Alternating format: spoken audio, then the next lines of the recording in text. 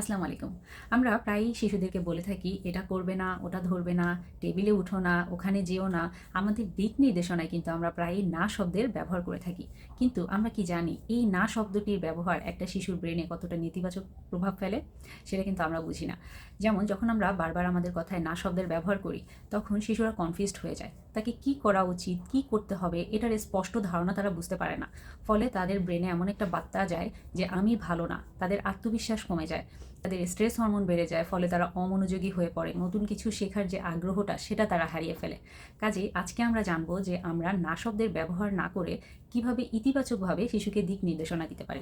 Number 1, আমরা না শব্দটি ব্যবহার না করে কি করতে হবে সেটা শিশুকে বলতে পারি। যেমন, না দৌড়াবে না, না বলে আমরা বলতে পারি আস্তে হাঁটো। চিৎকার করো না, না বলে আমরা বলতে পারি আস্তে কথা বলো। সো এভাবে আমরা না শব্দটি ব্যবহার না করে যেটা করতে হবে সেটা ইতিবাচকভাবে বলতে পারি। নাম্বার 2, ইতিবাচক ভাষার ব্যবহার। খাবারটি ফেলো না, না বলে আমরা বলতে পারি খাবারটি খেয়ে নাও। তারপর দেয়ালে ছবি আঁকবে না, না বলে আমরা বলতে পারি চলো আমরা কাগজে ছবি আঁকি। সো এভাবে আমরা ইতিবাচক ভাষার ব্যবহার বা ইতিবাচক শব্দের ব্যবহার করে আমরা তাকে নির্দেশনাটা দিতে পারি। নাম্বার 3, আগে সংযোগ পরে কারেকশন। অর্থাৎ শিশুর সাথে আগে সংযোগ হতে হবে, তারপর তাকে কারেক্ট করতে হবে। অর্থাৎ তারপর আমি তাকে কি বলতে চাই সেটা বলতে হবে। যেমন প্রথমে শিশুর আই লেভেলে বসে তার চোখে চোখ রেখে সুন্দর করে তার নাম ধরে ডেকে আমরা শান্তভাবে বলতে পারি যে আয়ান চলো আমরা খেলনা গুছিয়ে রাখি। এভাবে বললে শিশু আপনার কথাটি শুনবে। যখন আপনি তার আই লেভেলে বসে তাকে সুন্দরভাবে জিনিসটা গুছিয়ে বলবেন, তখন সে দিক নির্দেশনাটা নিবে।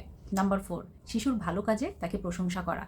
যখন শিশু একটা ভালো কাজ করছে বা আপনার নির্দেশনা শুনছে, তখন আপনি তাকে বেশি বেশি প্রশংসা করতে পারেন যে ওয়াও তুমি তো অনেক সুন্দর করে কাজ করছো, বাহ কি সুন্দর করে তুমি খেলনা গুছিয়ে রাখছো। এভাবে বললে শিশু আপনার কথা শুনবে এবং প্রশংসা পেলে শিশুদের কাজের উৎসাহ আরও বেড়ে যায়।